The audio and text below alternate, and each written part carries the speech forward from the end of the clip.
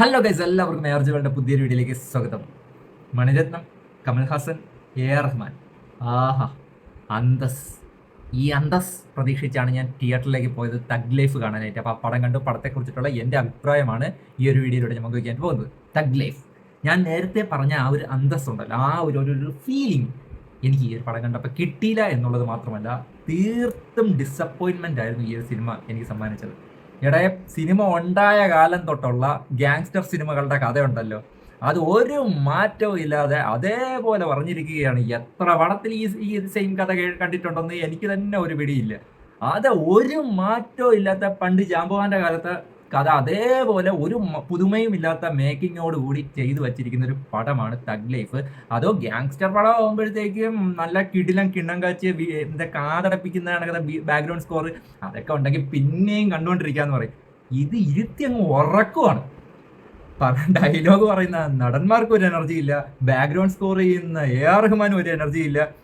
ഇടയ്ക്ക് വെച്ച് ഏതൊക്കെയോ നാടകം കാണുന്ന ഒരു ഫീലായിരുന്നു. മൊത്തത്തിൽ അത്തരത്തിലുള്ളൊരു നാടകത്തിന് വേണ്ട ഒരു ബാക്ക്ഗ്രൗണ്ട് സ്കോറാണ് AR റഹ്മാൻ ഈ ഒരു പടത്തിന് വേണ്ടി ചെയ്തു വെച്ചിരിക്കുന്നത്. AR റഹ്മാൻ മാത്രമല്ല, കമൽഹാസൻ ഉൾപ്പെടെ ഉള്ളവരുടെ ആക്ടിങ് കാണുമ്പോഴത്തേക്കും ഞാൻ ഇത് ഏതെങ്കിലും നാടകമാണോ കണ്ടുകൊണ്ടിരിക്കുന്നത് എന്നുള്ള രീതിയാണ് എനിക്ക് തോന്നുന്നത്. പണ്ട് കാലത്തെ ഏതോ ഒരു നാടകം കണ്ടൊരു വൈബാണ് എനിക്ക് ഈ ഒരു പടം കണ്ടപ്പോഴത്തേക്ക് എനിക്ക് കിട്ടിയത്. ആകപ്പാടെ എടുത്തു പറയാൻ പറ്റിയ ഒരു പോസിറ്റീവ് എന്ന് പറയുമ്പോഴത്തേക്കും വലിയൊരു ക്യാൻവാസിലാണ് ഈ ഒരു പടം എടുത്തു വെച്ചിരിക്കുന്നത്. പല ഷോട്ട്സും മണിരത്നത്തിൻ്റെതായിട്ടുള്ള ആ ഒരു കയ്യൊപ്പ് പതിഞ്ഞ പല ഷോട്ട്സും നമുക്ക് ഈ ഒരു സിനിമയിൽ കാണാൻ കഴിയും എന്നുള്ളത് മാത്രമാണ് ഈ ഒരു സിനിമയുടെ ഏക പോസിറ്റീവ് എന്ന് പറയുന്നത്. അല്ലാത്ത പക്ഷേ ഇരുത്തി അങ്ങ് ഉറക്കിക്കളയും. ശരിക്കും തഗ് ലൈഫ് എന്ന ഫ്രീക്ക് പേരൊക്കെ ഈ പടത്തിന് എന്തിനാണോ എന്തോ ഇട്ടത്. ശരിക്കും വളരെയധികം മിസ്ലീഡിങ് ആയിട്ടുള്ളൊരു പേര് തന്നെയാണ് കൊടുത്തിരിക്കുന്നതെന്നാണ് എനിക്ക് തോന്നി. ഈ പടം കണ്ടിട്ട് നല്ല ഒന്നാം തരം ഉറക്കം കുളിക്കട്ടെ, ഇരുത്തി അങ്ങ് ഇഴപ്പിക്കും, പടം ഇരുത്തി അങ്ങ് ഇഴപ്പിക്കും. അതോടൊപ്പം ഉറക്കം തൂങ്ങി നടക്കത്ത ആക്ടേഴ്സിന്റെ പെർഫോമൻസും, ഇപ്പം കമൽഹാസനായാലും നമ്മുടെ സിംബു ഒക്കെ എന്തൊക്കെയോ ചെയ്യാനായിട്ട് ശ്രമിക്കുന്നുണ്ട്. ശരിക്കും പറഞ്ഞാൽ ഈ ഒരു ക്യാരക്ടർ, സിംബു ചെയ്ത ഈ ഒരു ക്യാരക്ടർ എന്ന് പറഞ്ഞാൽ നമ്മുടെ ദുൽഖറിന് വന്ന ക്യാരക്ടറാണ്.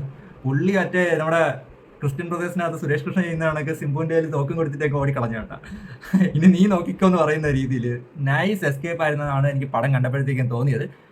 എന്തായാലും DQ ഊക്കിന്ന് രക്ഷപ്പെട്ട്, അത്രേ പറയാനായിട്ടുള്ളൂ. പടം എനിക്ക് ഒട്ടും തീരെ ഇഷ്ടപ്പെട്ടില്ല എന്നല്ല, ഭയങ്കര നിരാശ സമ്മാനിച്ചതാണ്. ഞാൻ നേരത്തെ പറഞ്ഞ കണക്ക് മണിരത്നം, AR റഹ്മാൻ, അത് കണക്ക് കമൽഹാസൻ, ഇവർ ഈ 3 ലെജൻസും കൂടെ ഒരുമിക്കുമ്പോഴത്തേക്കും നമുക്ക് പ്രേക്ഷകനുള്ള ഒരു എക്സൈറ്റ്മെന്റും അതേപോലെ ഒരു പ്രതീക്ഷയൊക്കെ ഉണ്ടല്ലോ, അത് കൊണ്ടിട്ട് കലവിട്ട് ഓടച്ച് നശിപ്പിച്ച് കളഞ്ഞെന്ന് വേണം പറയാനായിട്ട്.